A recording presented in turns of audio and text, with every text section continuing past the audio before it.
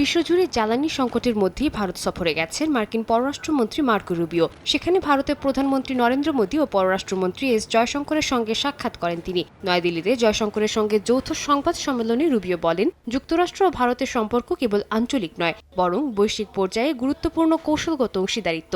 দুই দেশের মধ্যে জ্বালানি, বাণিজ্য ও নিরাপত্তা খাতে সহযোগিতা বাড়ছে বলেও উল্লেখ করেন তিনি।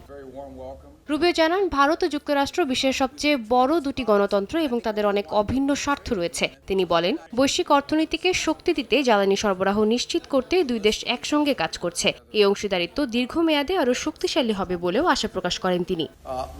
ভারতের পররাষ্ট্রমন্ত্রী জয়শঙ্কর বলেন, জ্বালানি নিরাপত্তার জন্য ভারত এখন সরবরাহ বৈচিত্র্য আনছে। তিনি যুক্তরাষ্ট্রকে একটি নির্ভরযোগ্য জ্বালানি অংশীদার হিসেবে উল্লেখ করেন। ভারতের 140 কোটি মানুষের চাহিদা বিবেচনায় জ্বালানি সাশ্রয় ও সহজলভ্যতা সরকারের প্রধান লক্ষ্য বলেও জানান তিনি।